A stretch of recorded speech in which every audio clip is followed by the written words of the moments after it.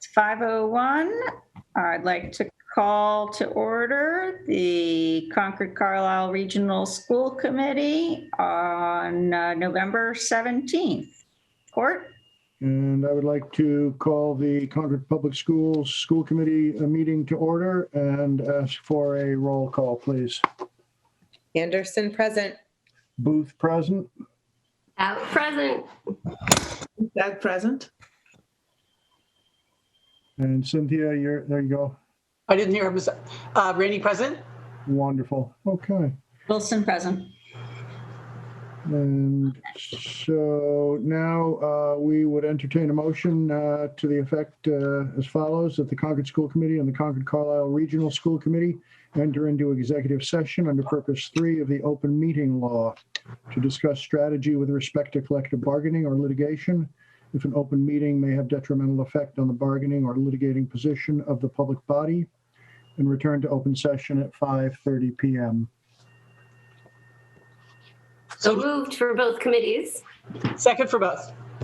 And Before we take a roll call on that, can I just make a quick comment to anybody who's on here, because we have some people joining, that in case they're here looking for the recognitions, that's going to be a little later because we're going to executive session from 5 to 5:30. And we'll be back promptly at 5:30, and the recognitions will happen probably shortly thereafter, 15 to 30 minutes thereafter, perhaps. And this meeting should be being recorded? Well, we're going into executive session, so I think we'll start if it's not done already, we can start the recording when we return. Okay. So we'll make a note of that. Thank you, Sarah. Okay, so with that, we're going to ask Aaron to send us to executive session, if you'd be so kind. We haven't voted yet. After a vote, yes, exactly. Those in favor? Nope, roll call. Roll call. Anderson, aye. Aye for both? About aye for both. Is that aye for both? Rainey, aye for both. Wilson, aye for region. Mustafi for region. Very good.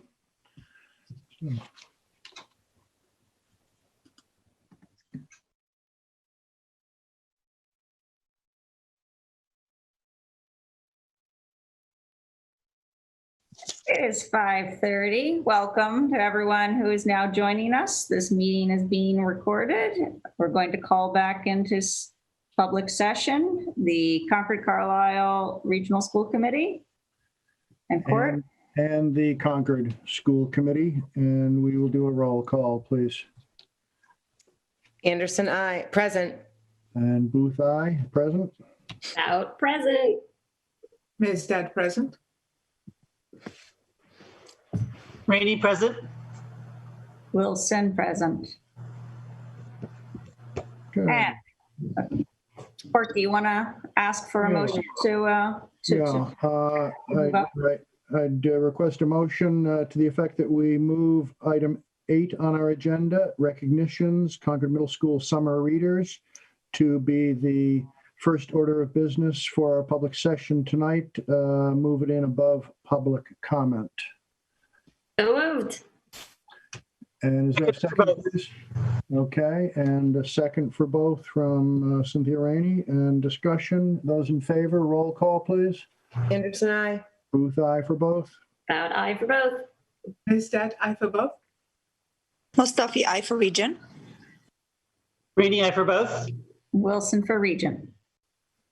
Okay, Dr. Hunter, we'll leave it to you and Mr. Cameron, please.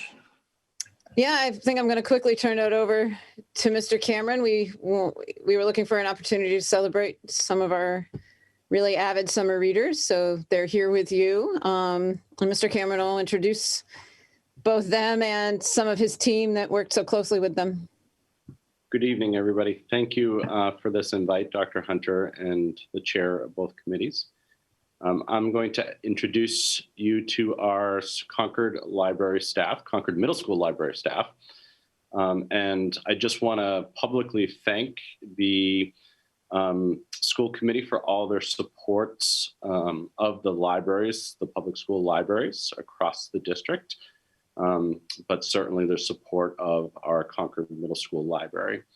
We are so fortunate to have a librarian and a tutor who I will introduce at this time. And we also have the owner of Concord Bookshop, a local merchant who's on the Zoom as well.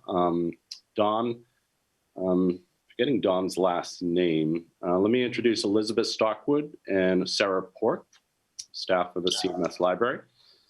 And Elizabeth or Sarah is going to share a little bit about the program. We invite all of our students and families who are receiving recognition this evening to turn their cameras on. Here they come.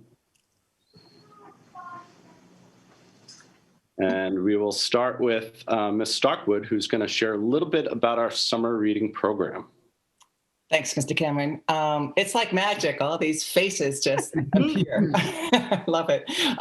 So our summer reading program, and I want to echo Mr. Cameron's thanks for support of our school libraries, because we really thoroughly appreciate it. And just quickly, our summer reading program has really developed into quite a program. Every summer we focus on what we call the Big Six. So we focus on pretty carefully selected titles that meet our age group from incoming sixth graders to eighth graders. And that can be a little tricky, but I think we've done a pretty good job. This year's theme was family and community, which seemed apt. And in that spirit, we connected with the public library and partnered with them as well with their summer program.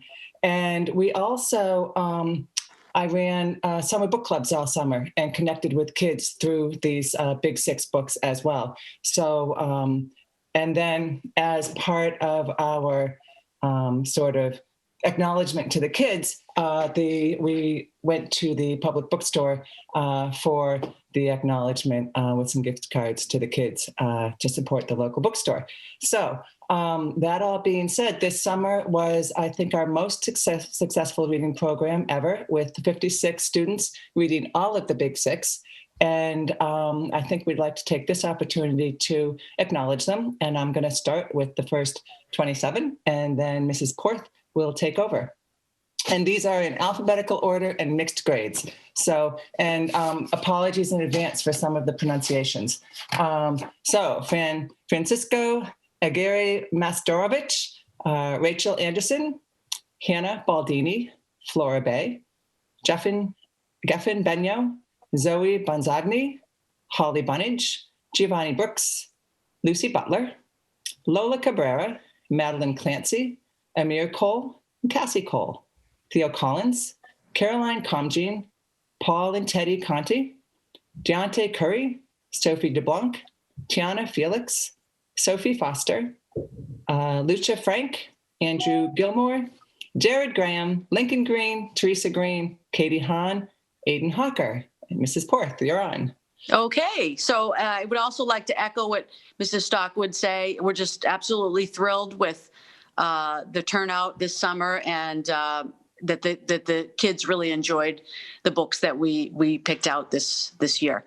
So continuing on with our congratulations, Brooke Hosford, Will Keogh, Abby Krasinich, Amelia Lamont, Isaac Lynn and Roman Lynn, Abigail Mahoney, Molly Mahoney. We have quite a few siblings involved, so that's wonderful. Kate McGonigal, Cassidy Miller, Veronica Moy, Evelyn Mudge, Reese Phillips, Adrian Priel Ritz, Erica Redmond, Delaney Remington, and Theo Remington, Presley Rogers, Finn Ruman, Madeline Sabatino, Tyler Shepard, Mina Sheath, Mark Tarashansky, Ryan Valentine, Laylee White, Megan Woodward, Anna Woodward, and Felicity Zhang. And just a huge round of applause for these kids and their work this summer. And for those of you that I met with throughout the summer, I thoroughly enjoyed it. So. Yes, all. congratulations all. So very well done. We are so proud of you. I wonder if we could learn a little bit about the Big Six. Sure. So these are titles that we select, but we also look for student input. to make the selections. Typically, we try to select books that are relatively new.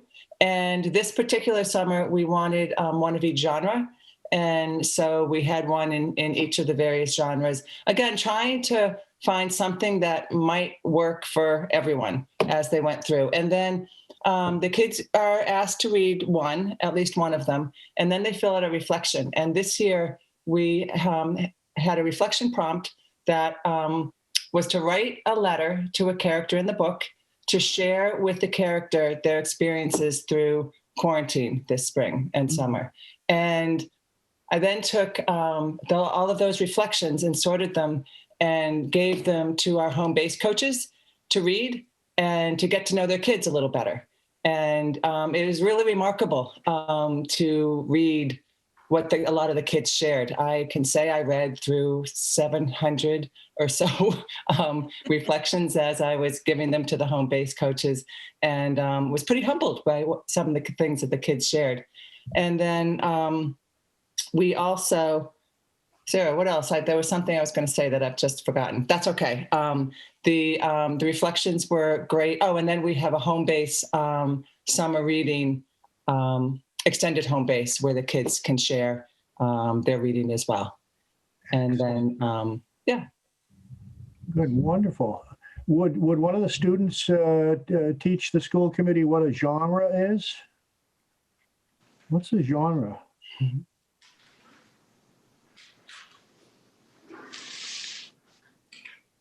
Hey, Presley, I don't want to put you on the spot. I know you know. But I bet you will. I bet you would take this challenge. Russ, you're muted. Me? Yep, you. He unmuted to ask himself. Oh. Would you share with us what a genre is? Like the genres, like the different way the book's written, like different types of book. Sure. Yep. Exactly. So with the vast number of books out there to read, we can think about them in different genres, and we probably have ones that we're fond of and not so fond of, and we might have discovered some we're fond of this summer. I see Dawn Rennert is in the room with us. Dawn has been a long supporter of our schools. Did you see all our readers in your shop this summer, Dawn? We did, and it is wonderful to see everybody back in the shop again. And we're always happy to have young readers in and to help them find the right book. And everybody's excited. We always have the big 6 on display right at the back of the store. Thank you. Congratulations to all the Super Summer readers. That's very exciting. And thanks to Mr. Cameron and Ms. Porth and Ms. Stockwood and the school committee for support of the program and for partnering with local merchants. We really appreciate that. Is there still a section in the Concord bookshop of Concord authors? There is. Most of our local authors that we've segregated, as you know, are the authors who are no longer with us, because we have a prolific authors, both past and present. So contemporary authors, we shelve them court in the appropriate genre. For example, you'll find Samantha Power's memoir in memoir autobiography. Gregory Maguire, you'll find him in fiction, but we have a section right up front with the Alcotts and Hawthorne and Thoreau and Emerson. Well, we're not going to put our students on the spot tonight, but we do predict that you're going to need more shelves after they start producing their own literature. Fantastic. There's always room for more shelves. Okay, good. Keep reading, kids. Other comments and questions? We're so proud of you. We're so pleased you joined us tonight, too. This is very, very special for us. I just want to say I'm so impressed with all of you who finished every book, especially coming from a parent of 2 middle schoolers who I could not get to finish every book. I have so much respect for you. It's great dedication and interest, and a love of reading will just mean so much to you for the rest of your life, because it brings so much to you. So congrats to all of you. And it's also just so fun to see you all here, because our school committee meetings are much more fun when we have kids involved. So thanks for being here. It's really great to see you. So impressed with all of you. Keep reading. Yeah. Thank Ms. you very Both and much. Ms. Stockwood, we want to thank you and Mr. Cameron for making this visit possible and making the program possible. Yes, thanks for putting this together. It's great. Thank you. I appreciate it. Thank you so much. Really a job well done to all the students. You know, I do want to add, Ms. Starkwood just quickly glossed over the work she did in the summer and the commitment that both Sarah and Elizabeth had during the summer.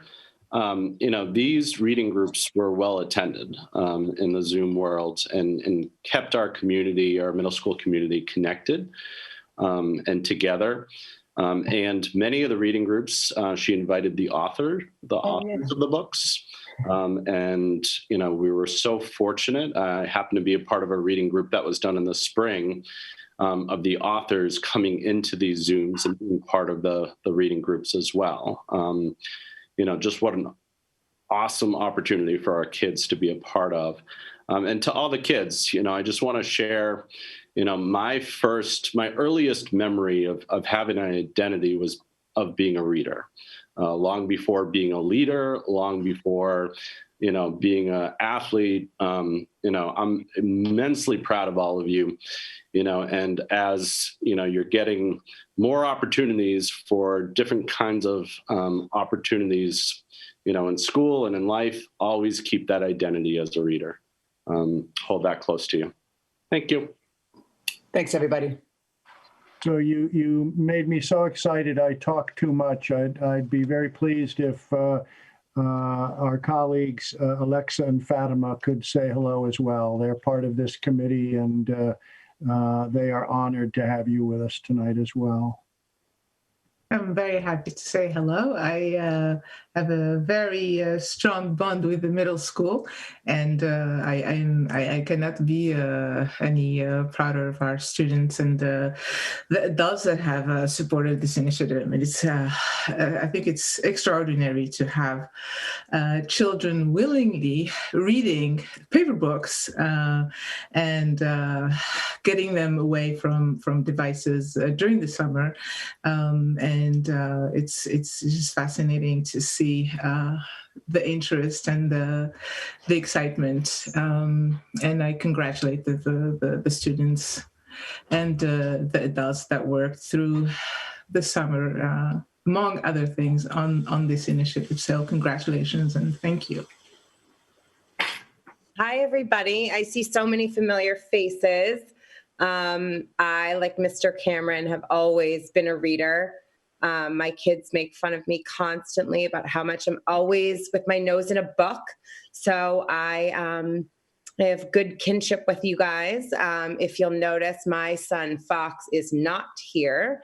I would love for any of you to pass him in the hallway and get him to get his nose in a book. Because it just isn't something he loves yet. But anyway, you guys, this is so awesome. I thought those titles were so fun. Fox did read a couple, so we were talking about them all summer, and I hope you guys loved them so much. What a great list. And like Mrs. Rainey said, keep reading. Thank you. I wonder if our Vice Chair, Ms. Rainey, might have last words tonight. Well, I just say that it's so important. I think, you know, Mr. Cameron said it very well. It's such a fundamental part of your life experience, not just your school experience. And I think I think it's often overused, but, you know, books are windows and mirrors, and read as much read some things that aren't in your genre. That's what I recommend. Because I think sometimes you realize you might love something that you don't think you love. So thank you all for coming tonight. I really appreciate it. And one more time, I'll just say, keep reading. And to the kids, swing by the library and pick up your acknowledgement. Great.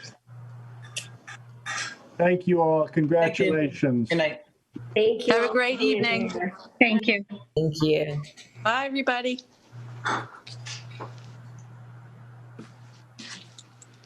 Well, everything else is going to pale in comparison. It always does when we bring kids in. It's the best part.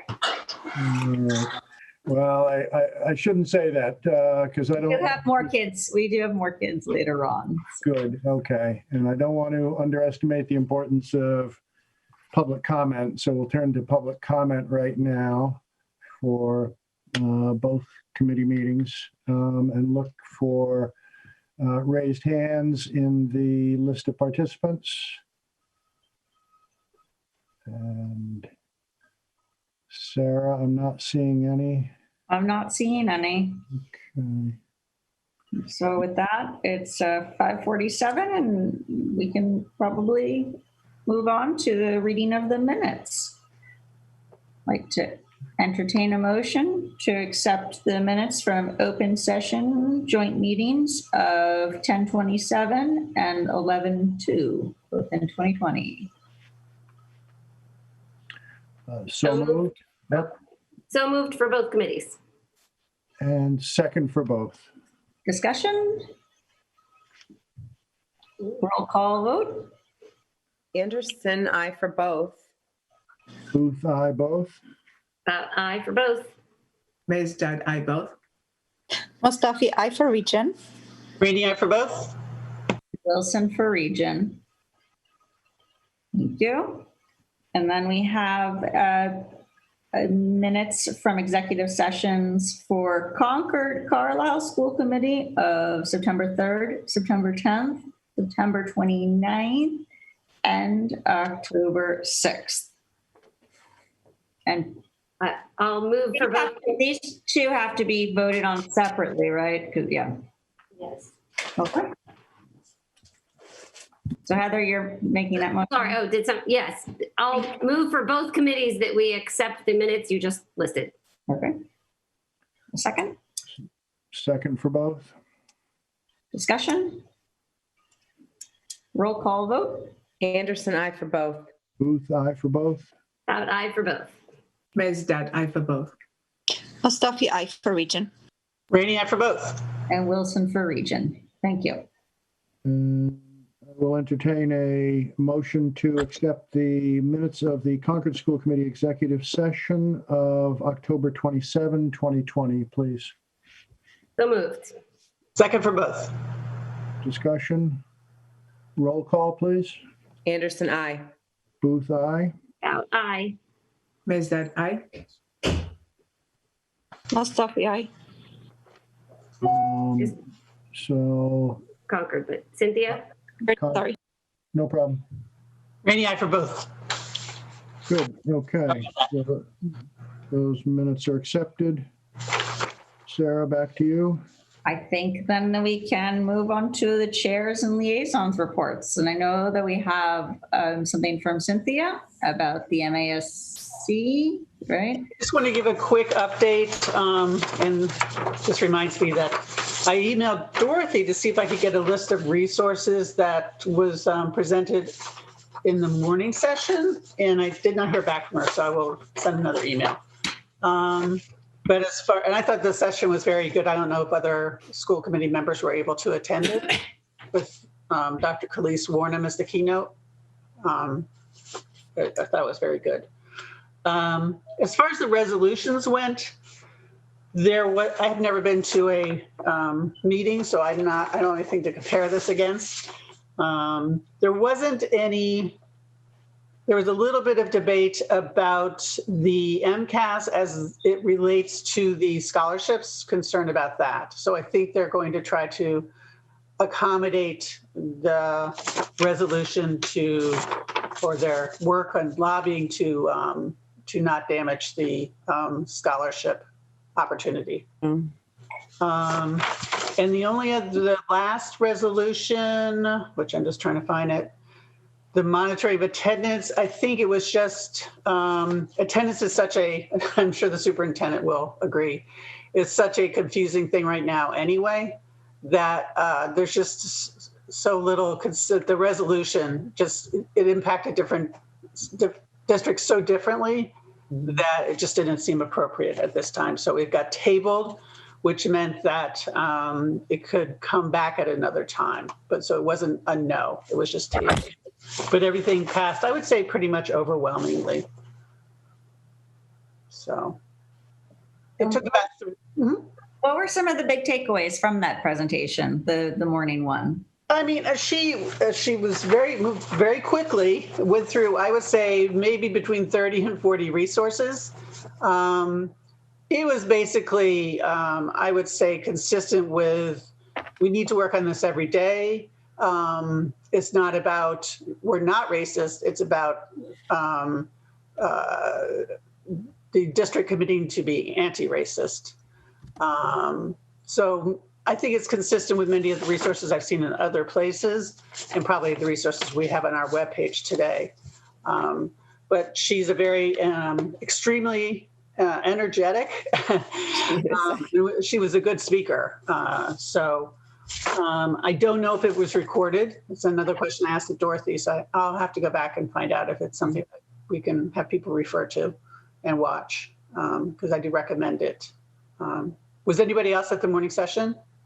No. I've seen Khalees speak other times. Energetic's an understatement. She's a former Metco director. I think she's in Brookline now. Is that right, Cynthia? I'm not sure. She was in Brookline, I think. She might just be doing private work. Oh, okay. Yeah, she may be. She always had a real strong PD consultant component to her Metco leadership, and otherwise really passionate about the work and very, very well versed. So what a great choice for. Yeah. So I'll email Dorothy, maybe just copy Glenn or something, so we can at least get a list of resources, because she said she was going to put that together. Great. Yeah. Thank you. Cynthia, thank you very much. Well, it was a pleasure. It was interesting. Yeah, so I attended the voting session, not the morning session. Mm-hmm. Did I leave out any big controversial thing that I might have missed reporting on?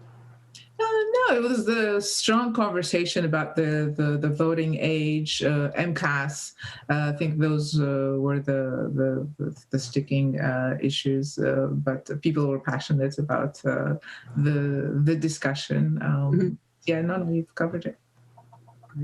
Thank you both for representing us. Happy to. And Cynthia, you said that there were over 100, there were what, 120 or so? Did you? Oh, no, I'd say attendees at the high point, I think there were probably 148 people in the room. Voting is around 130. It dropped off a tiny bit as the day, afternoon wore on. Well, that's great. You said they were in person, maybe 100 last year? I mean, I just remember seeing on one of those, one of the last resolution votes, and I don't remember if it was 2018 or 2019, but there were, I think, 99 people voting there. So that's great. Yep. Good year for voting. Are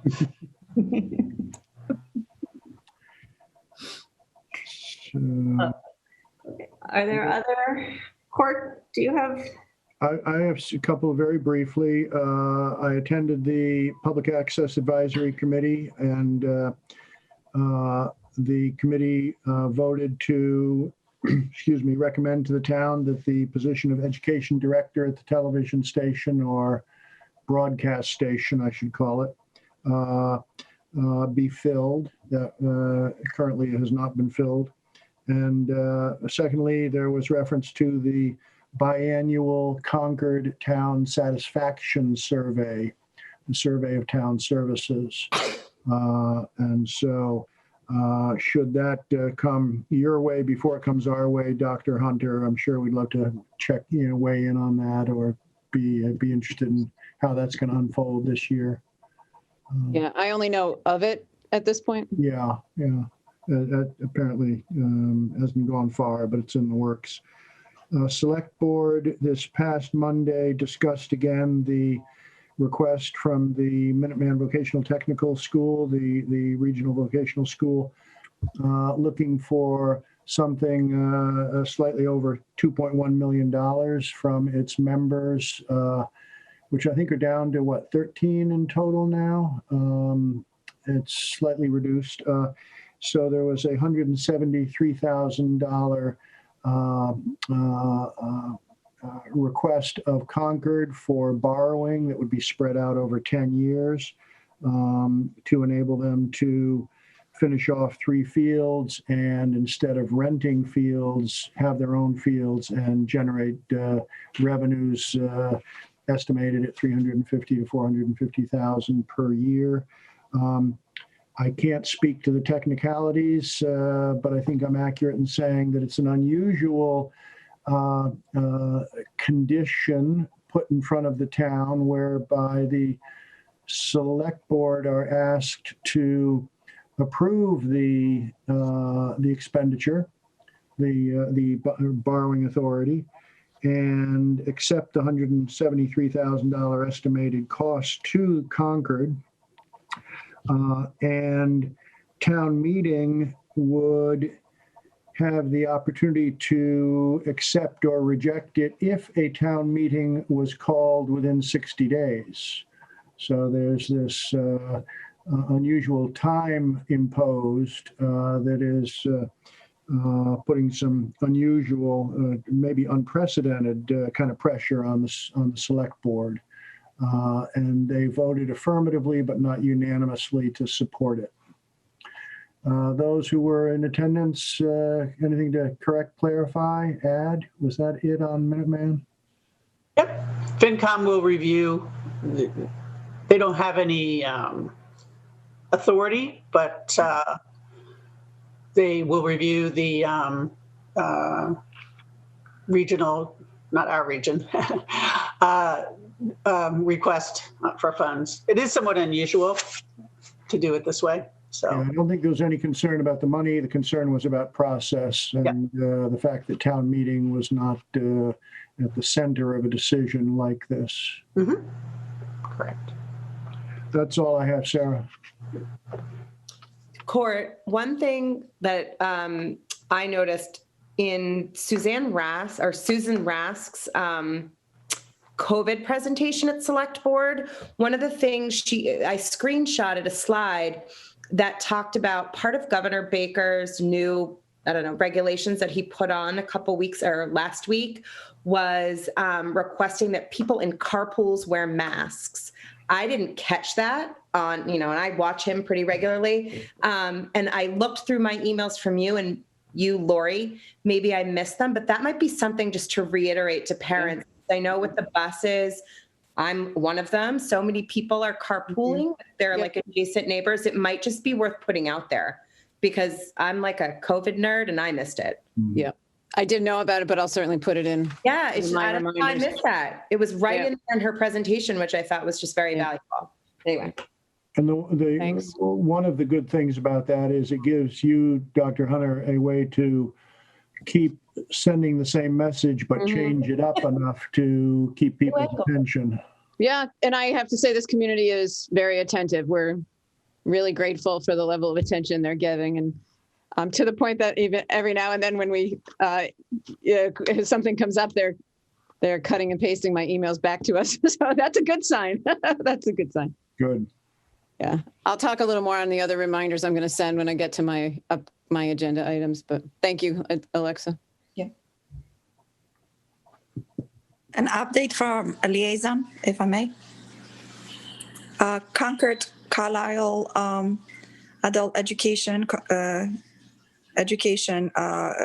Committee met, and they discussed their budget, which is so far healthy and going strong.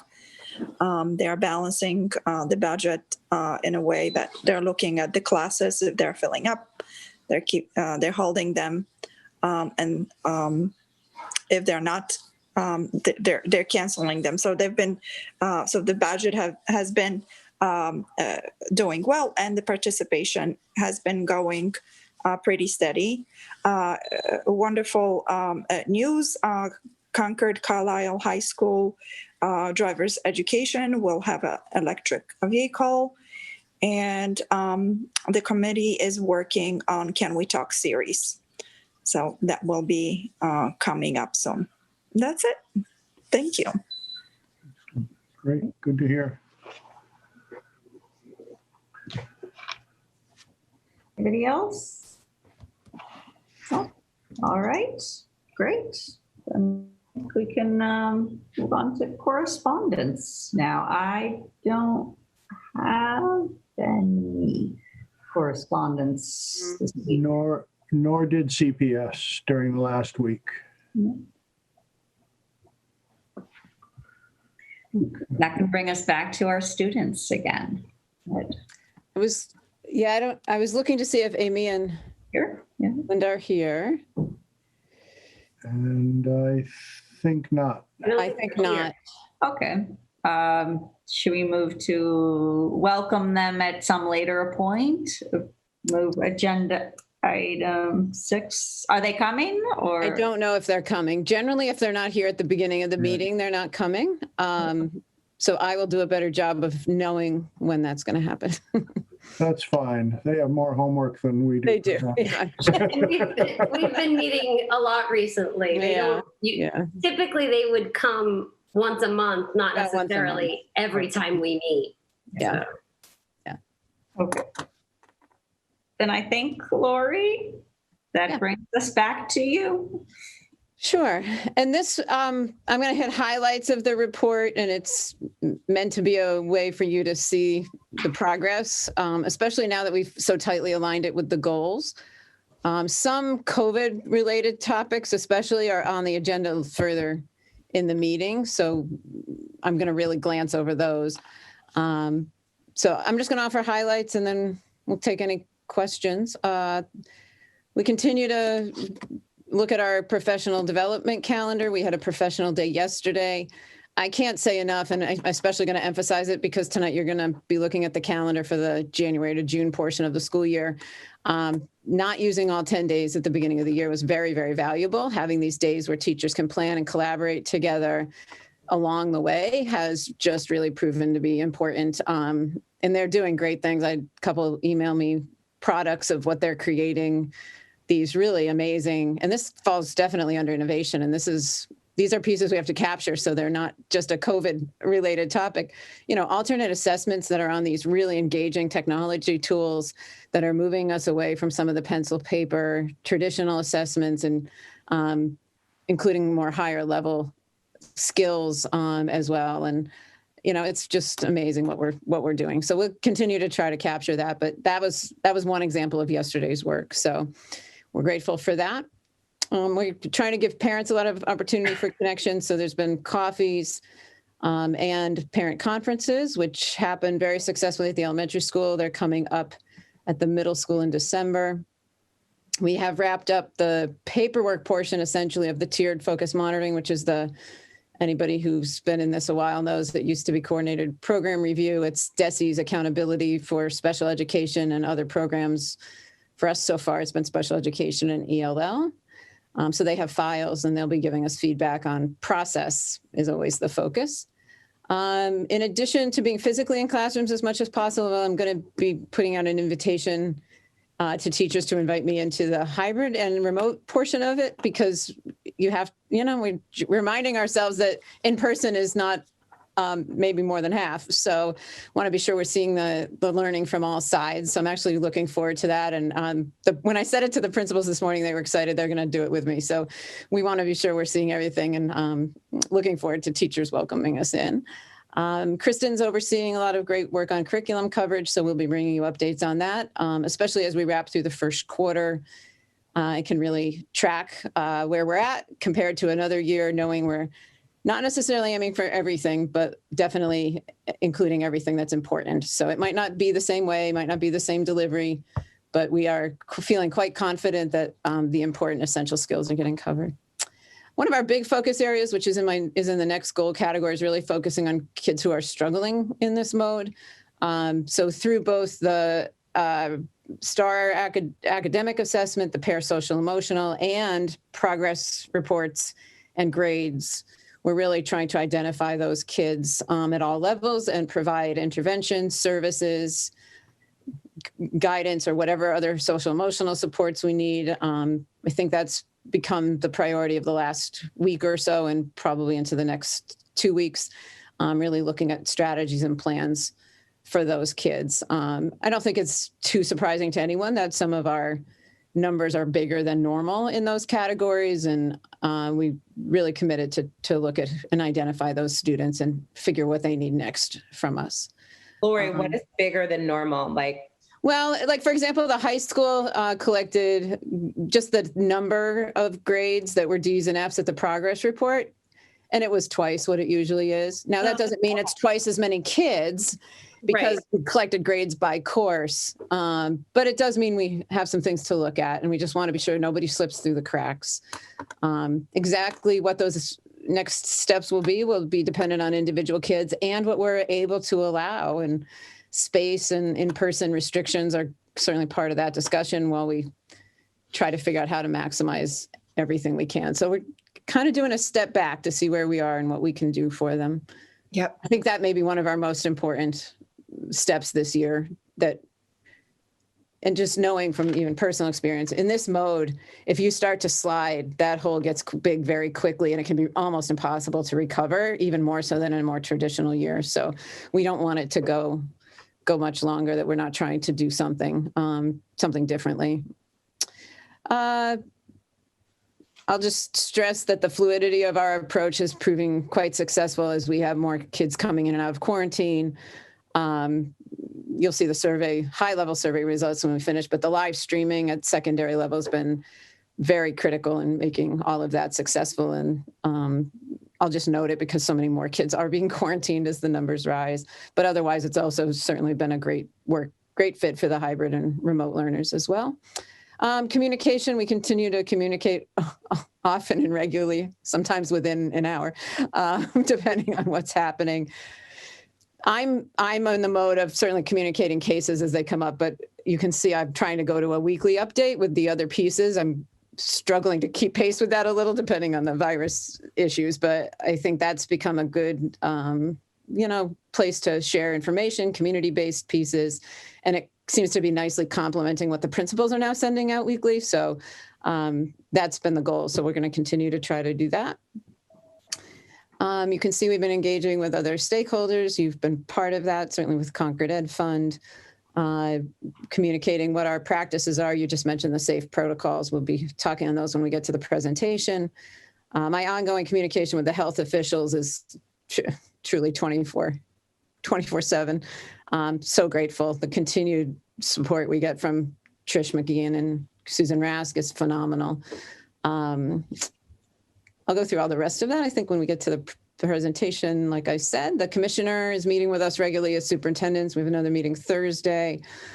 And I'm continue to meet with my roundtables often. I have another meeting tomorrow with the Tri-County group that I meet with. Jared and I are working closely. We're now engaged with the town in terms of what CARES Act funds they might have available for us, because they had an allotment that they might have some room for school spending in. That would be in addition to what you've heard us have for an allocation. So we're working with them to figure out what those numbers are and what might be eligible. We definitely have our ears tuned for FY21 budget status. That is still unsettled. I just have to keep stressing that. Never mind 22, 21 is still unsettled. Jared and I are tuned in carefully to all of our organizations. MARS is the Regional School Association, and MASS is the Superintendent's Association. Jared's going to get started on some budget discussion in the next few weeks. He queued us up this morning with the administrators. In terms of cultural competency and anti-racism, I highlighted some of the sessions in the pre-K through 12 paths, as well as let you know that we're going to post earlier the normal for anticipated 21-22 openings. That'll let us get started on the hiring process and a whole approach to hiring teachers of color. Kristen and Andrew and I will update you more on that in a presentation. I'll just focus on that. My first meeting with the MASS committee is next week. Pretty exciting, I think. This is a first time for us to convene all the teachers of color together and ask them to give us that really open, honest, authentic feedback on hiring and retention and what it's like to be a teacher of color in our schools. And I don't know that we could have done that years ago. I think it might have, I don't know that it would have been as safe of a conversation for them. Hopefully that's what we're going to find. I'm meeting with the families from Boston next week with Mr. Nemichi. And we're working on the equity audit. I think we're going to come back to that as a committee. Had some feedback from a number of you, so more to come on that. And then finally, the middle school building project. We did successfully meet with the select board, as you know. I met with the middle school staff. We want to be sure they're in the loop to see where we left off and talk on what that could look like to reduce our current square footage and cost. So that is all in preparation, and just Court's working with us on a design subcommittee meeting this week as well, somewhat in that same topic, in preparation for reconvening the committee formally in December and, hitting the ground running there. And then last week I did have MSBA reach out to me asking what our status was. They're still trying to determine what to do for 2020 statement of interest requests that they got. Usually by now they're pretty well down that path and awards are named in the next few weeks. They are as delayed as everyone else. And so none of that is happening. They are checking in with districts to see what your status is and what your level of interest and need still is, as well as your ability to fund a project if you were to be selected in. So we had a meeting with them, the co-chairs, town manager and I. We've let them know that our intent is essentially status quo. We're still staying within the queue of SOIs and who they should consider, without any sense of when they're going to be ready or how much money they have to work with. So that probably got a little less, even more unclear even than it was before. But we're still in the list and in the queue with them, but they're not at all on track of normal timelines. Never mind, the 2021 process, I'm sure will get delayed. They won't know what money they have for that. They typically get $1 on a penny on every dollar of sales tax. So they seem to feel like they know some amount what they have for 20, but 21 is going to be another discussion. So interesting conversation to sort of hear all of us are struggling with the COVID impacts on processes. So. Can I just ask for clarification, Lori, for MSBA? I probably misunderstood this, but I thought we were not going with MSBA. Well, it's a great question, Fatima, that I should answer so the whole committee knows where we are. So we've applied 3 times and been denied. After the second time, the school committee, and Heather and Court should weigh in. After the second time, the school committee decided to start talking about going on with the project without MSBA. And that went forward successfully to get the 1.5 million for the work we're doing right now, which is feasibility and schematic design. So that's really the foundational work that then would give you the information you need to fund the big project and also to then be able to ask the town for what you need. So we don't have we're talking probably about $100 million project. We don't have the design far enough along to be able to tell the community exactly how much it is, what that design will look like at least in a footprint with some schematics to it, and really make that formal request out of a special town meeting. So since we're sort of in between, like getting started on our own, but not really firmly anchored with funding and a process yet, this committee, and with agreement of the building committee, decided to continue to put into MSBA because I guess we proved this part right, because you just never know what's going to happen. Boy, when we be careful what you say out loud, I guess. So we've remained in the queue just because we aren't all the way down to a guaranteed successful project yet. But it makes it very complicated because I'm having trouble hearing you. Sorry, my phone is apparently talking back to me. To be in the meeting. I know, Siri wants to join us. So we're just in a really complicated place where we don't have a firm funding source and plan, but we're started on our own. If MSBA were to select us, we do have to backtrack. We can use the information we've gathered, but we would have to go back out for designer and OPM under their processes. So there's always a double edge to this discussion of, at some point it doesn't make sense, but we're not quite there yet. So what does these days? Right, exactly. And I would offer up, we don't actually have high hopes of getting MASB support, but it was a prudent thing to do, even though it would upend some of the work already done. Secondly, to the extent possible, we're following the MASB process anyway, because it's in many respects, not all, a time-honored, effective process. Third, all our discussion about money also relates to this middle school project. And there might be actually very favorable news about construction costs. Don't want to get our hopes up too high too fast, but we're guardedly optimistic. The meeting that Lori mentioned is a public meeting. It'll be mostly presentation. It's a brief meeting on Thursday morning with the design subcommittee at 8:30. And that's posted publicly, and I can send you the link if you want. Yes, please. Okay. Thought I'd slip that into your report just because. Yeah, no, I'm glad you did. Yeah. Thank you. Yep. Thank you, Bob. Other questions? Mhm. Do we? I want to go back to the equity audit vendor. Do we have information on who that might be, or? So it's a work. I'm going to work on I need to talk with Sarah and Cord and decide how we're going to approach this. There's a lot to talk about, I think. What our approach is, what our goals are, timing. So more to come. So the answer is no. That's a long way to say no. Thank you. Appreciate it. Thank you. But it's front burner. I'm sorry? I say, but it's front burner. Lori's got it top of her agenda, just as we do. I'm happy with that decision. I just wanted to see if there's more.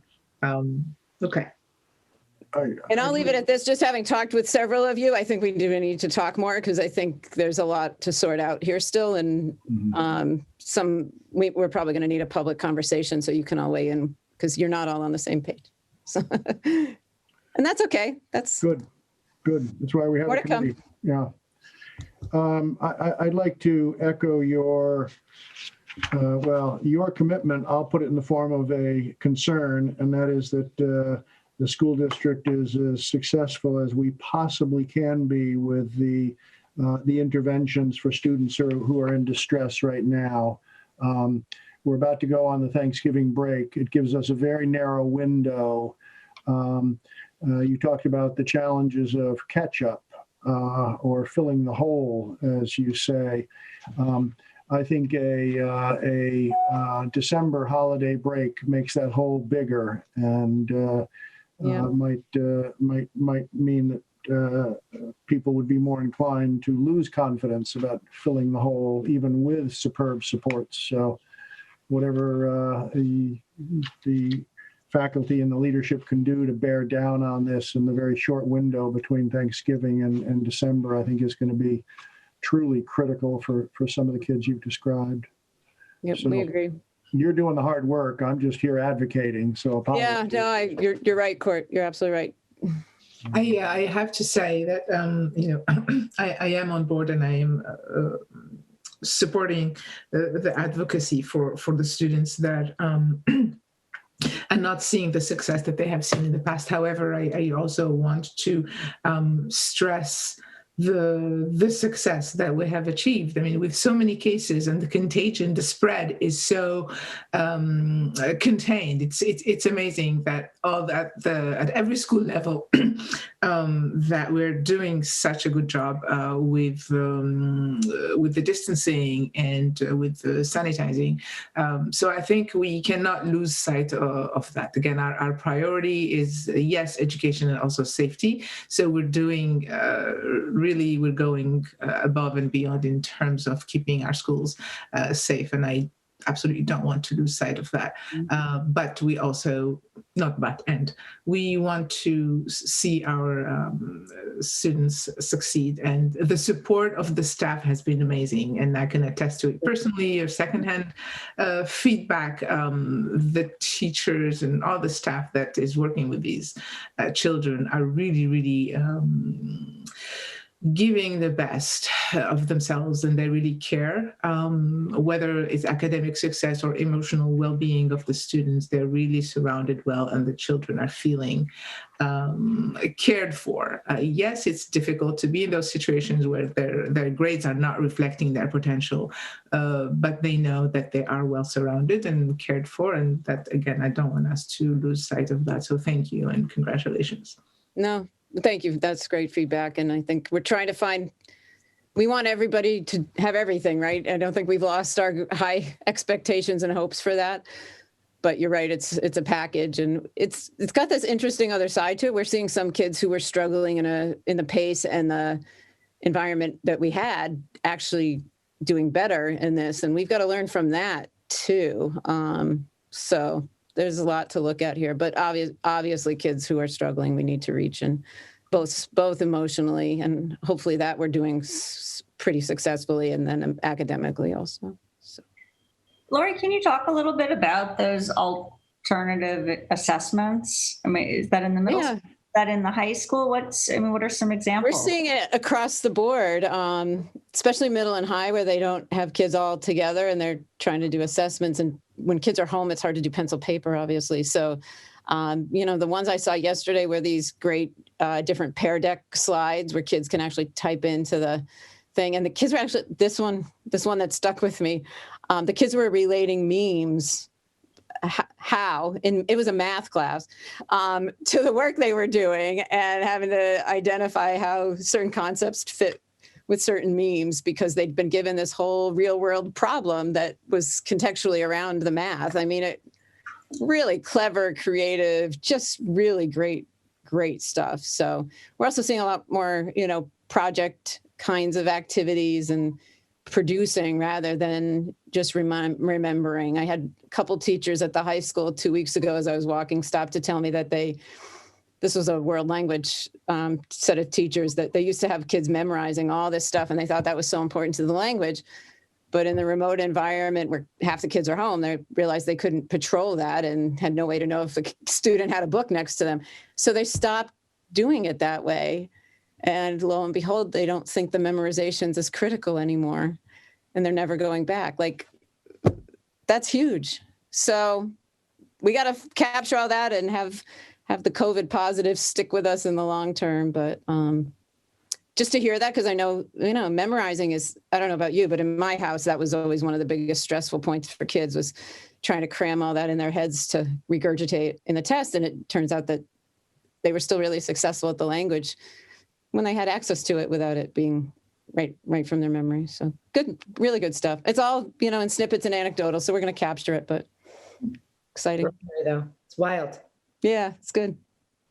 That doesn't mean it's easy. I'll just stress that. I want to speak up for the teachers. Yeah. This is them creating everything over again. So it's really hard work, With no sense of certainty, without knowing what tomorrow will bring. Correct. Might we end up remote tomorrow? Like, they don't know for sure till they actually walk in the building the next day. So, yeah. Thank you. Great, thanks. Okay. Any more questions, thoughts? No? Yeah, I just wanted to extend a really big thank you to the hard work that the teachers are doing there. So on the high school side, from the conversations with other families and through the eyes of my own student, I see the responsiveness and, the engagement that happens to keep this kids focused and excited about studying in this crazy time. And the amount of work that these teachers have to do. It's not compatible to regular time. So, and I just wanted to mention, I don't think that a lot of families realize that we are an outlier in the quality of education that is provided to our students. I've looked at few districts that are similar to us in terms of level, and I spoke to some families in Arlington, the special education, for example. They just started providing special education services to students face-to-face as November 10th. So these kids had no connection to school other than virtual, and we know these are vulnerable kids. So other districts, it appears that, other districts have not done all that hard work that our administrations, teachers, community has done over the summer, working together to figure it out how to best service our kids. And that's not just, it's not just Arlington, it's Newton and those stories of these kids are not, they're not our kids' stories. So, and again, big, great thanks for all the hard work that and the commitment to, that commitment to always thinking what is the best for our children. Yeah, we continue to support other districts who ask. One of them's coming to visit and see it. And I just took another call to talk to another one right before we got on. So we're trying to share what we've learned and, see if we can help others get here. Really is an amazing statement to how effective that whole summer process was. I mean, it is incredible. And I was going to comment this in your COVID update, but since Evan brought it up, I've had the similar feedback. I keep getting emails and calls and comments from people saying, I can't believe how well school is going and how well supported my children feel. And this isn't just thanks for all you're doing. This is actually going so well. It's incredible. And I don't think there are many towns and districts that are getting that response from the experience. And it really is amazing to me how our districts are standing out by far right now in the experience that it is. I mean, I think, I can see so many ways that happened. We put a lot of time in over the summer, but then this vision formed that I don't even think I fully appreciated how visionary the vision was with what we're doing at the different levels. And that was very teacher driven. I have to say, they just knew what made sense to them and what they thought kids needed. Yeah. And we never looked back. And from there, teachers are now doing it again with a lot of hard work in their classrooms. But we're really very pleased with how we're reaching kids this year. It's exceeding my expectations too. So I don't know how you factor that into all of this, but the vision was robust and rich and deep, and that's proven to matter perhaps more than we could have realized before we started doing it.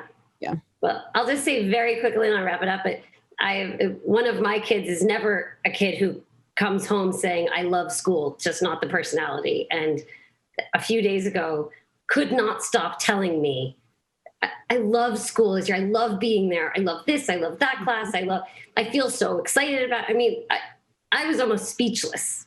And that's pretty amazing in this environment. Yeah. Great. Thank you. You bet. Can I just throw one more thing?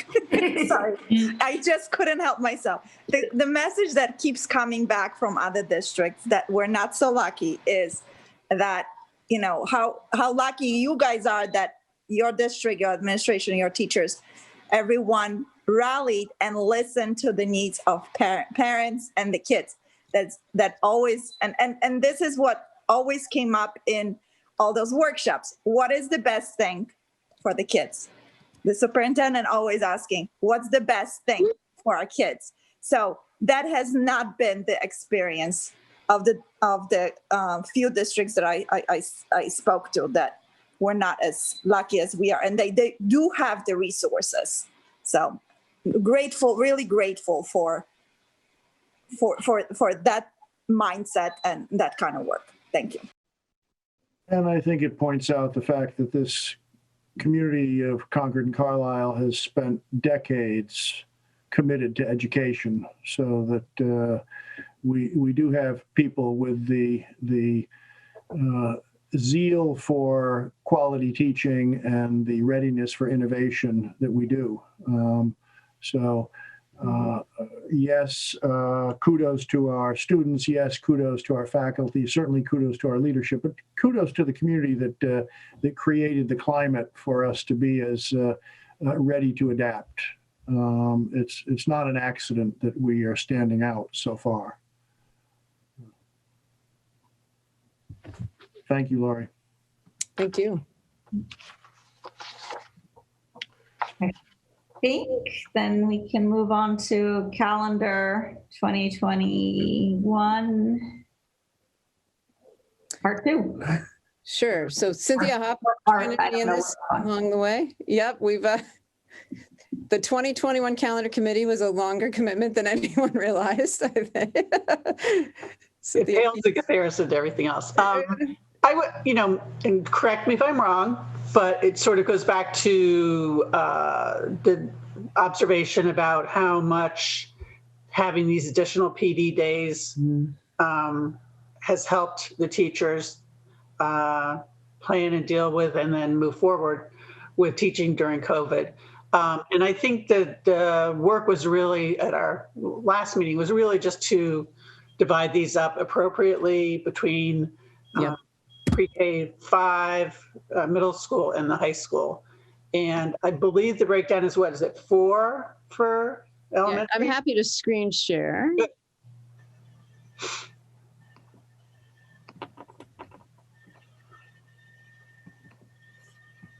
So this is what we came up with. So as you can see, with 5 for yes. And it varies just a little because different levels use different amounts of days slightly in the beginning half of the year. Yep. One note I'll make without reading this to you is we know the hybrid split 6-12 needs to be kept an eye on. We were trying to balance it out, and then it just dawned on us that the snow might throw it, the weather can throw it at any minute, and any balance we did will get thrown off. So we're going to have to keep an eye on that. We can manipulate it at any point if we need to, and say this week we're going to reconfigure how much time in person a certain cohort gets to keep it balanced. So yeah, so we had 3 Tuesdays in January, February for some reason that were snow days. That would be something we would need to adjust for. Yeah. And Lori, correct me if I'm wrong. Are we a little bit flexible on the June 16th professional day? I can't remember the discussion. So that is meant to be the last day for teachers, which is the day, and the kids get out the day before. So the way this is built right now, we have a very predictable end of year, June 15th for the kids, June 16th for the staff. Gotcha.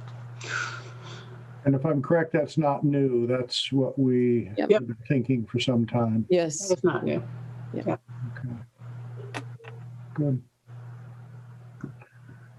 I don't want to digress too much from the calendar itself, but can you speak very briefly to the different PD threads? Are these self-select, or are these part of a person's professional goals, or a combination of the two? How does that work? Right. And just for point of clarity, the paths that you're referencing are actually on the half days that are K-12. So those are on Wednesdays, one that happened in October, and then one in December and another one in February.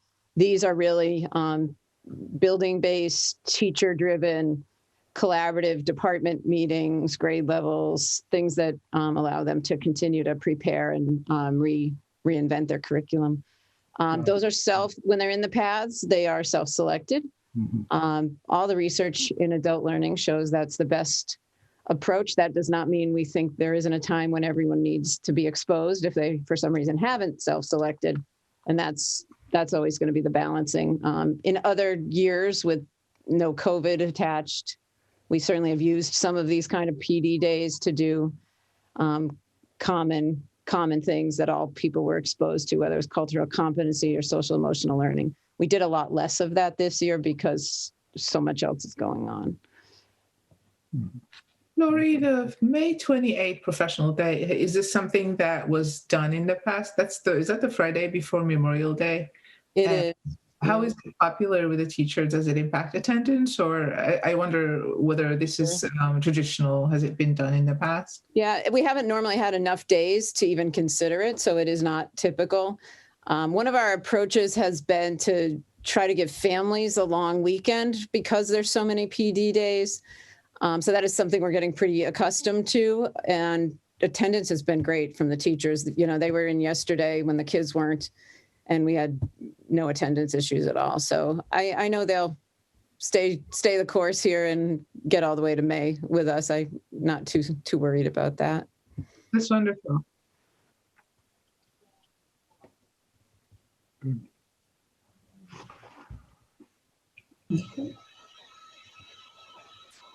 Any other questions? Anybody have thoughts, questions, comments? We're hoping this is the last time you look at 2021, because very shortly we're going to need to start 21, 22. I'm afraid to say speak now or forever.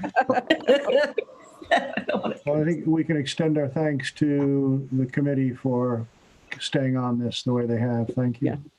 Thank you. And just a last question. So this calendar exhausts all of the days that we were allowed by DESE, correct? Correct. So it's 170 student days and 185 teacher days.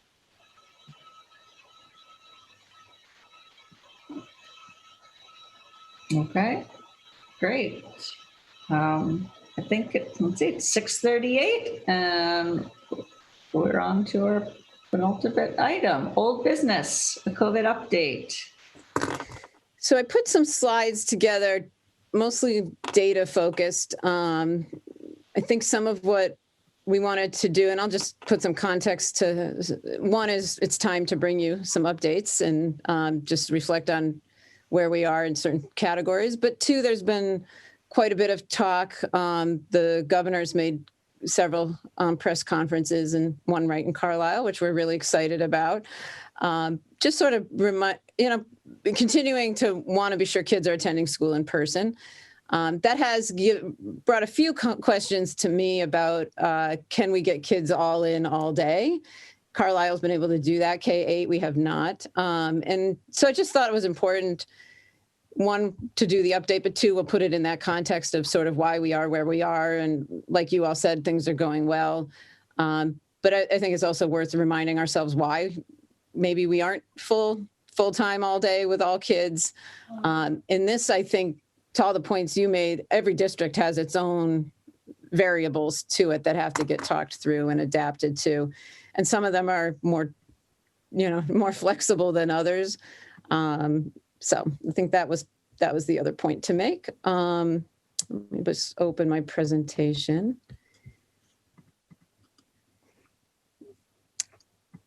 And what I thought mattered, and whether this makes sense to all of you or not, is that the data show not only our own local piece, but I just thought it was important to step back and remember where we are as a state with the virus. Things have changed, obviously, since we opened. And that is a huge piece of context for us now. And then we can talk on processes and protocols and holidays and all those pieces that are going to come with it too. So let me just screen share.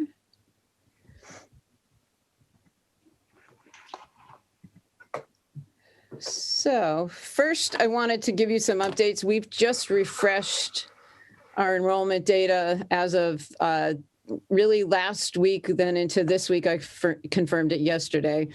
Because when families opted into full remote learning, we had told them it would be through the first quarter or the first trimester. So we've just checked in with all of our families and looked to see what their plans were, short-term and long-term. What we found was interesting. We had small groups of kids ready to come back at all schools. 21 started back today at the high school in person for the first time this year, so that was exciting. But we also have kids and families that are going to stay out remote through the course of COVID. I think at this point, based on the feedback we've gotten to them, the numbers you see here on the slide are going to be stable through the rest of the COVID experience. These are families who've, one, made that choice initially, and two, feel it's going really well for them. And so we're not hearing that they're going to be looking to turn back to try the in-person version. So in some ways, we very much needed that information, especially at the elementary schools where the remote kids are in their own academy kind of environment rather than in the middle and high school where they're live streaming with the others. I think the full day numbers are static. We are looking at whether we can bring any more kids back full day, full time. That's what that full day means, is they're in 5 days a week, all day. Right now, it's the most intense special education programs, just the way we opened school, and at Alcott, the youngest Boston kids stay all day. I think overall, the last point I wanted to make was our total enrollment overall. We're down about 15 kids from when I brought this to you in September. And I think a lot of that's just sorting itself out as to who actually remained, who maybe made another choice. We've had a very small handful of families homeschool. But overall, as a district, we are on track with what we would have expected. We had a small K class coming in, which we knew a year ago, and that held true. So we're down a bit from where we were a year ago, but we are not seeing the exodus that some other districts are seeing, with pretty substantial percentages of kids not attending. And that's going to have impact on their Chapter 70 funding streams. So I know the state is talking on consideration of hold harmless language so that it's not this year's data that drives those formulas. So there's a lot to watch there. Not huge impact to us, but for other districts, it could be substantial. And then just to remind us all where we are, this is the COVID data as of Sunday, the clear uptick. We're at 2,000-ish cases a day for the last week or better, versus July when it was 200-ish. So that, I'm going to absolutely say that has had an impact. The ways we're seeing that impact is, more cases in the schools, but also more families who might have a positive member of the family, more kids in quarantine. There's just no way we're going to avoid that, I would expect.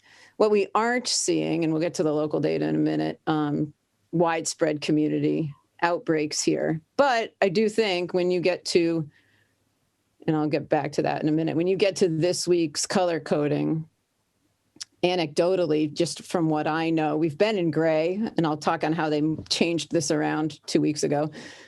We've been in gray, but Concord's not staying in gray. I don't know where we're going to land, but for sure we're up into green, or I don't know if we're at yellow. We'll have to see. I haven't checked in with Susan in the last day or two. Susan, I don't think that's a reason to panic. What? Go ahead. Susan did say at the select board meeting that they're going to start, or she noted that there are like a lot of positive inmates at prison. So that is going to put us into the yellow category. I think there's something like, I don't remember what the number, but it was like 60 or 8. It's significant. Yes, it is. Count against our resident numbers. So yeah, it'll be a little confusing, but I think hopefully we can break that out. I know the state's trying to figure out how to break those out. So we have data that's more pertinent because obviously that inmate breakout doesn't impact us directly. It's concerning, but it doesn't impact us directly. So we'll see where this lands. This is the revised metric that the state put out 2 weeks ago. It did allow, it was so conservative before. I think it made sense to revise it because the communities that are small or even middle-sized, some of these numbers of 10, 15, and 25 were even lower a couple of weeks ago, and it was tripping people into these yellow and red categories with, under 20 cases. So that's what they reviewed, and they went back to look, and it's still quite conservative if you look across the country. And I think that's a good thing because I think this helps send messages to the population maybe before we're in huge dire trouble here. But you can see it's still, not as what will, let me figure out how to say this. When you get to the over 50K, you can see you're really looking at different numbers, and they're looking at positivity rates that pretty quickly can get into 4% or better.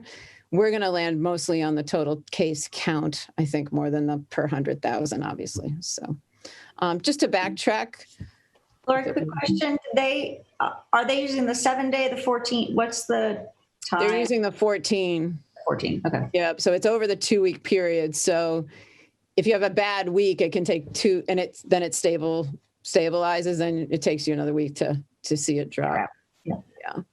I think this was an important data point for us. I don't think it's surprising. Kids are back in school. Kids are playing sports. I will absolutely tell you sports is impacting transmission of COVID, not school related, but the club sports and the high risk sports of hockey, basketball specifically. So that's just an important thing to note. You know, back in the summer and late spring when we were looking at this, kids had very little virus rate, and that's considerably different now. So we know that kids can get it. The goal has to be that we're providing an environment where they're not transmitting to each other in the school setting. Point of note before we came on tonight, our league, our DCL Sports League, MIAA related, has voted today to postpone the winter season till the middle of December. That does not mean it's a guarantee there will be a season in the middle of December. It just means they're delaying any decisions about that. It was supposed to be right after the Thanksgiving holiday. And that's for all sports, Lori, including outdoor sports. Yes, that's for all sports. Yeah. We're going to, and I don't have a slide for this, but we're going to have some local conversations. I'm going to meet with Aaron and Mike very quickly here. We've got our own local concerns over some of the sports, no question. And I want to hear what the league is thinking, and then we'll weigh in on our own perspectives. But there are some high risk sports slated for the winter that I think concern me. Not all of them. We'll make our way through it. So we got more time now, which is good. This is where we were when this was published on the 12th. So you can see case count 5 in Carlisle in the last 5 days, 10. The asterisk is because of the prison. So the 10 is the community-based. And so we're going to need to just really watch this. I'm really curious to see where this is this week, knowing we've had more cases,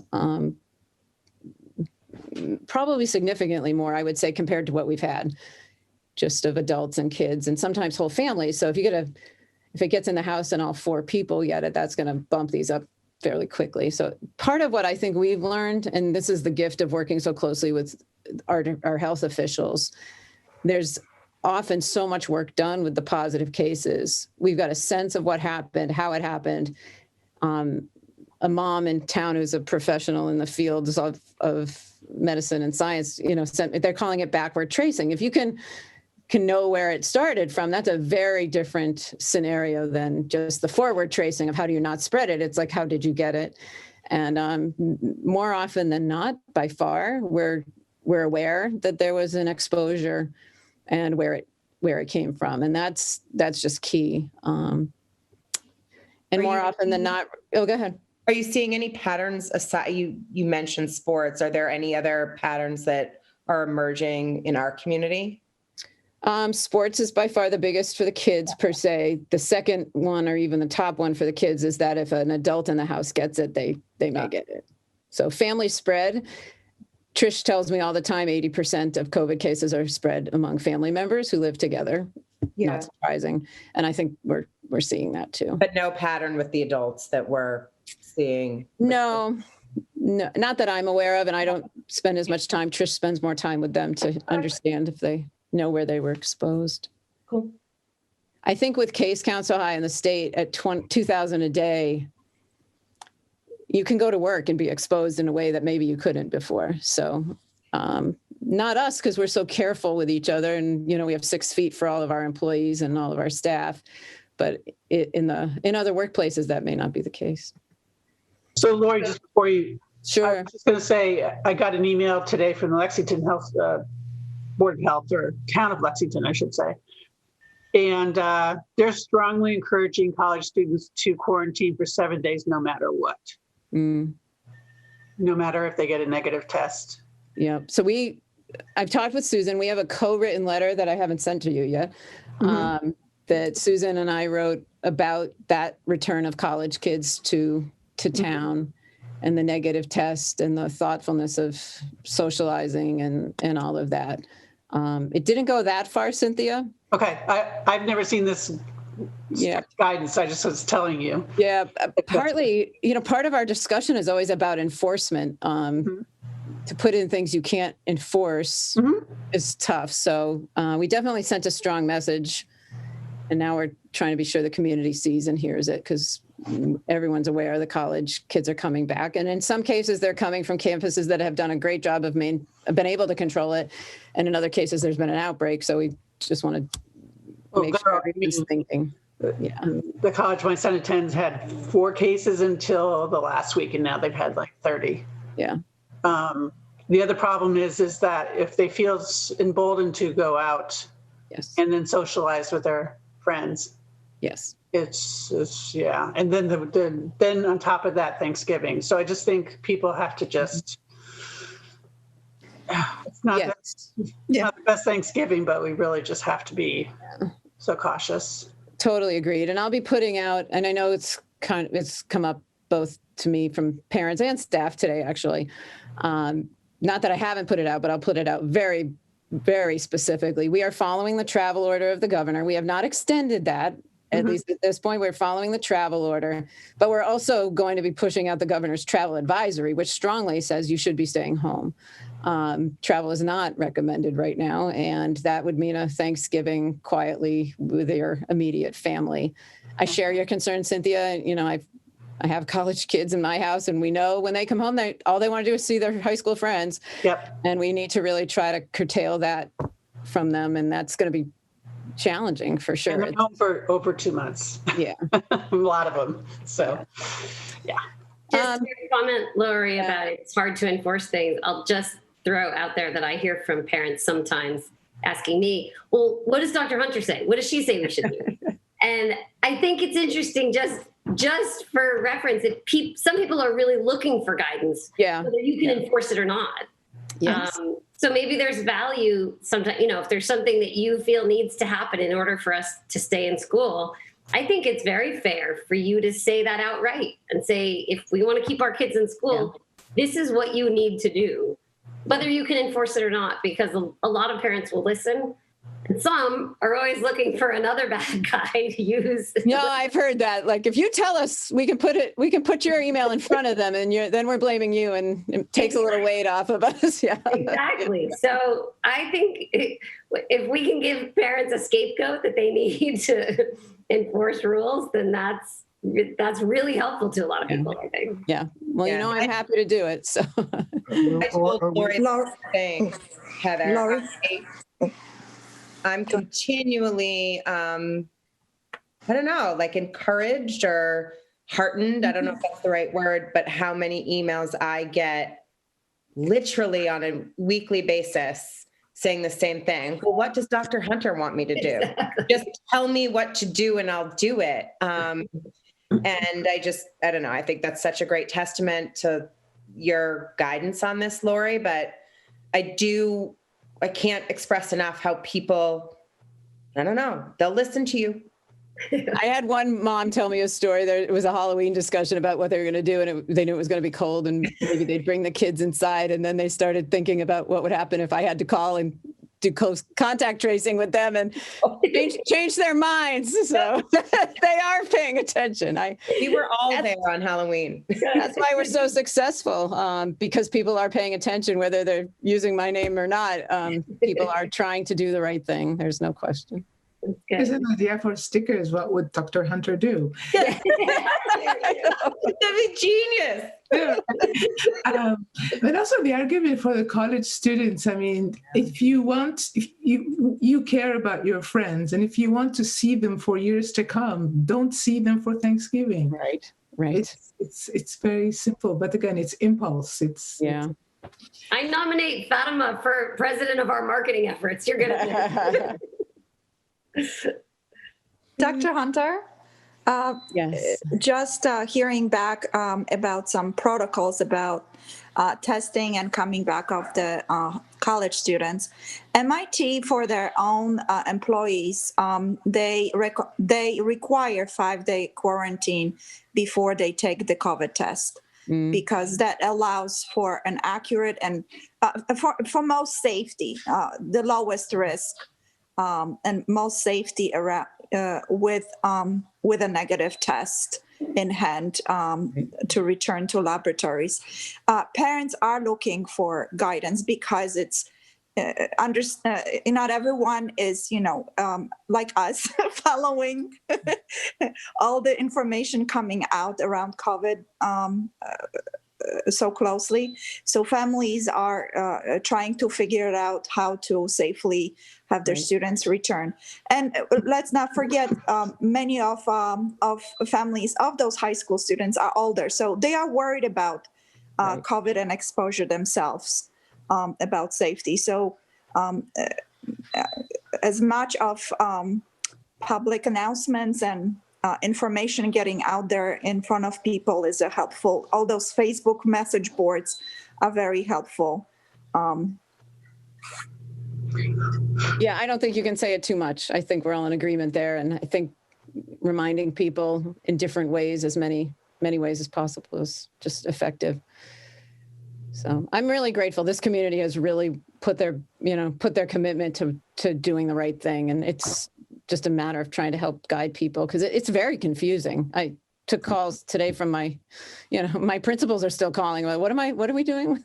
And we're just all trying to make our way through it. So it's very, very challenging. I think it's reassuring to see how many tests people are doing, that everybody really is erring on the side of caution. Yes. And not saying, oh, that's just a sore throat, like I'll wait for it to pass. That they're really, people are being conscientious. They really are, Sarah. Low positive tests compared to the number of tests that people have done. That's reassuring. It is. I think, the skeptical part of us just wondered if people, kids would come to school sick. And I think this is another reason, the fluidity, especially for the older kids, because it used to be so hard to miss a day of school. You'd be so far behind. The fact that they can have a scratchy throat, now stay home and remote in, I think it's actually contributed greatly to our success here, that kids are not coming sick. The cooperation of families and kids, none of this is convenient, none of it, right? So they're really working with us. And I guess in hindsight, I realized how tight of a process we said we were going to follow. And then we just insisted right from day one, you need to come get your child. You need to come get your child if anybody did come in with a little. And it, in those few instances, it sent the message we just kept reinforcing it for everyone else. So you're right. Kudos to everyone. The staff too, they used to drag themselves in because that's where they thought they should be. And now they don't.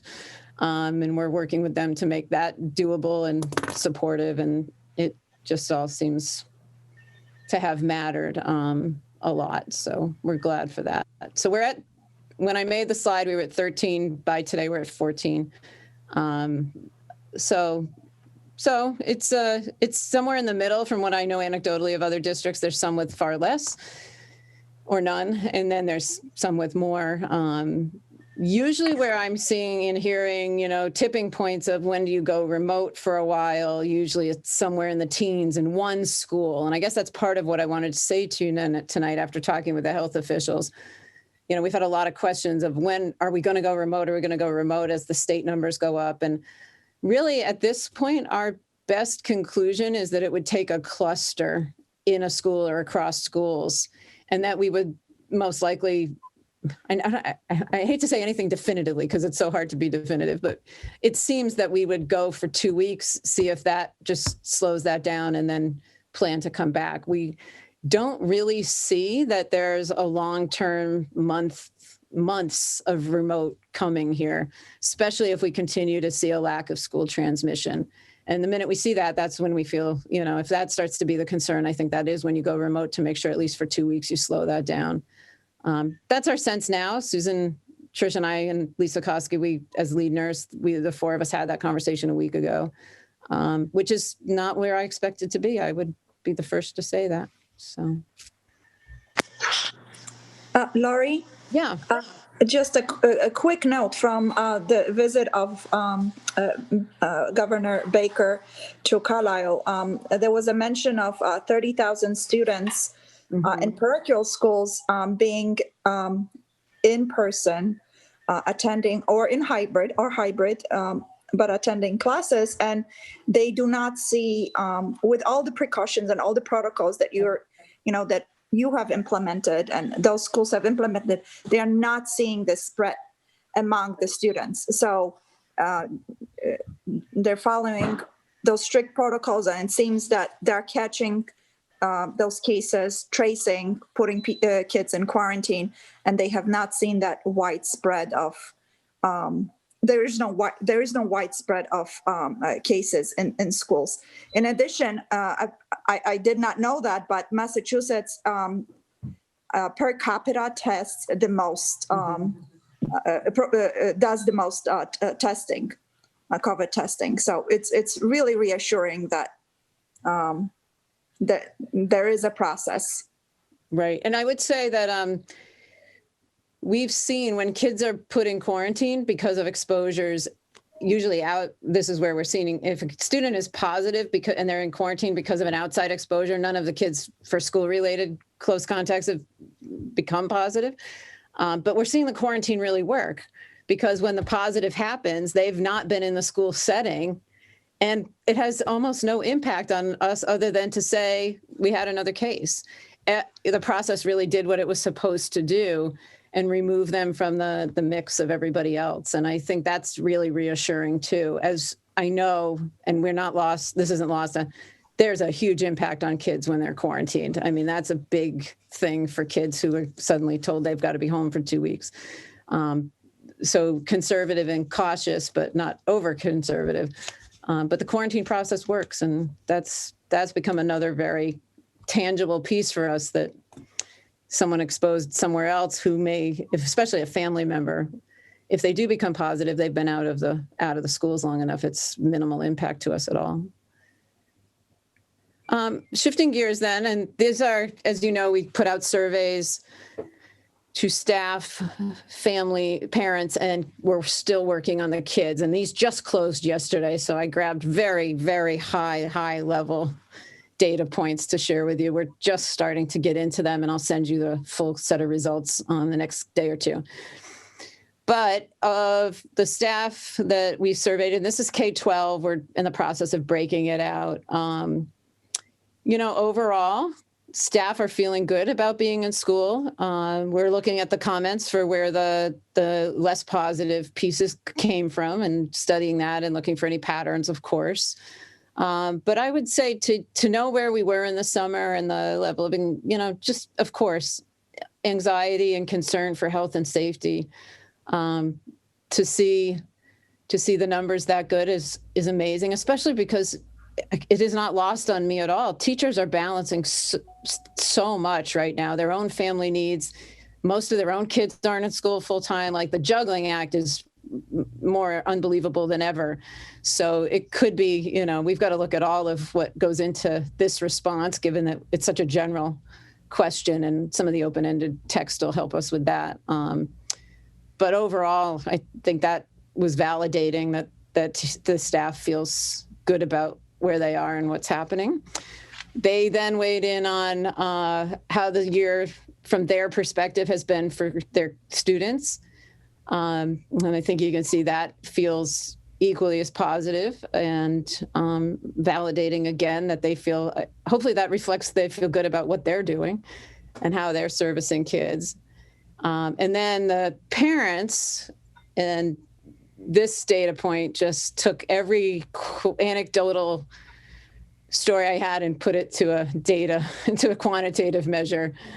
To see 91% of our families K-12 say things are good, very good, or excellent is just extraordinary. I almost speechless as this played out.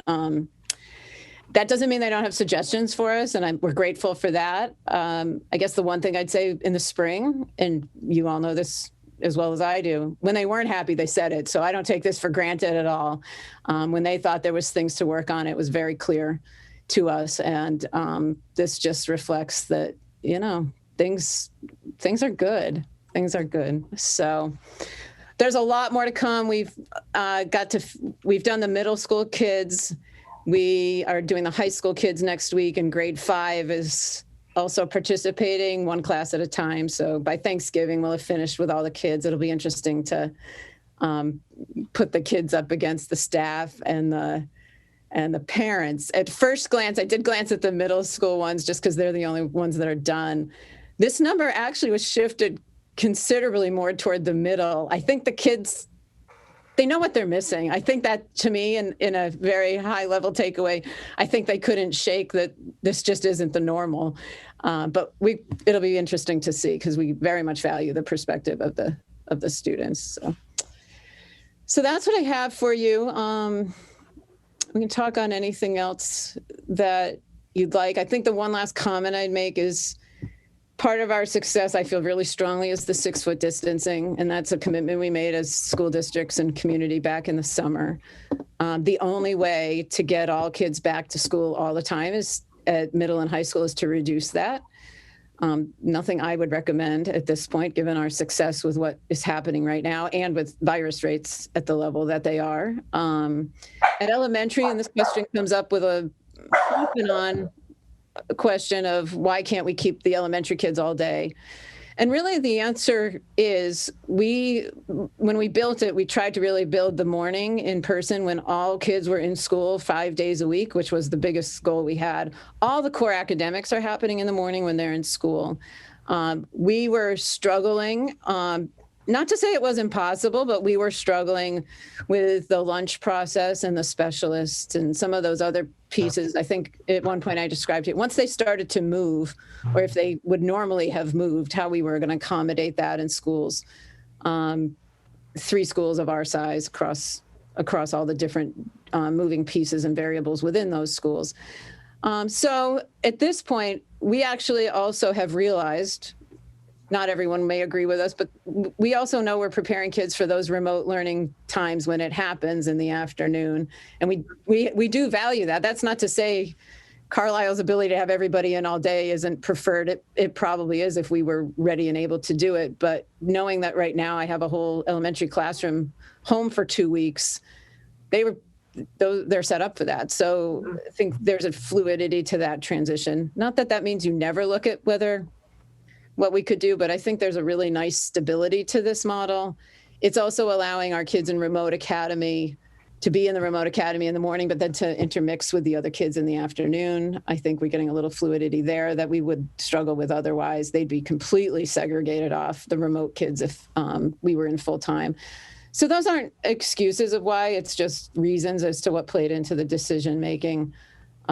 Given what it takes, and this is, I think, what other districts are struggling with, changing gears at this point is really, really hard.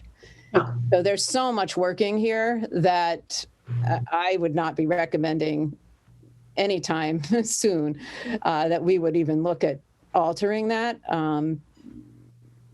I believe we will start to alter that when we start to see that the conditions have changed, and that means virus rates are down. There's vaccines starting to really roll out to everybody, and we start to feel comfortable that that's having its own impact.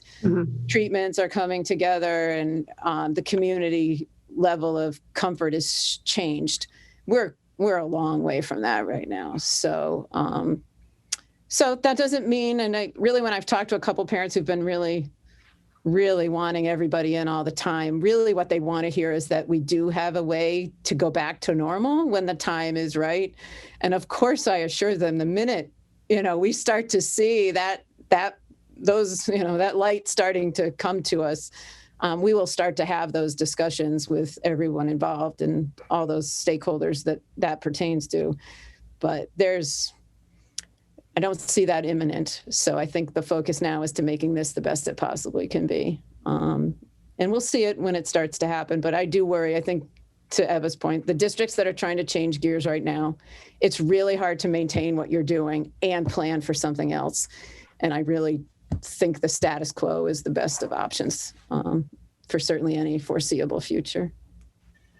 And also, Lori, I couldn't agree more. And I also think it's interesting that the conversations you're having this week are about, some people want to be in school full time and in school more. And I think last week it was lots of people who wanted to be out between Thanksgiving and the winter break, right? And so I feel like we're going to have this back and forth, but the reality is there's pressure from both sides. Right now I'm also hearing a bunch of people asking me, wait, is there any chance we'll go remote? Are we thinking about it, right? So some are asking about more school, some are asking about less school. And I feel the same way. I don't feel like we can move in either direction. And I feel even more committed to the 6 feet that we all agreed to at the beginning, because it is working. I think we would be dumb to mess with that. We just can't. Right. So, and I don't think these competing, directions are going to change until this is all over. Right. Exactly. And I've had the same people turn their opinions based on whatever's happening. So it's that hard for all of us. And I think the most important piece I'll take away is that everybody who approaches me comes with such respect and positivity about how things are going that it always starts with that. And then it's more of an inquiry than it is a demand. And I think that's just so important that I say that it's more, what if, or could we, or will we, or how will we? And I don't have all those answers, that. We're never going to be stuck in a place where we shouldn't be if things are to a place where we should be going forward, or we absolutely should be, limiting ourselves more and not coming in. But we have to pick a direction and stick to it as well. I think that's part of why we're doing so well, is we haven't waffled a lot. So, yeah. It's a plan that works really well. It is. If it ain't broken, don't fix it. Exactly. Right. And thank you for all these updates tonight. This is a long discussion, but I think useful to get these updates tonight and have a point where we are. Yeah, and it's timely, given the virus rates are so different. Really important that I think we all touch base with each other, that we're still on that same page. Yeah. So, yeah, thank you. thank you. Any other court, anything? Nope. I'm pleased we covered this. I think it's important for us. I think it's very important for the community. Thank you, Dr. Hunter. Thank you. I think then we can move on to our action item.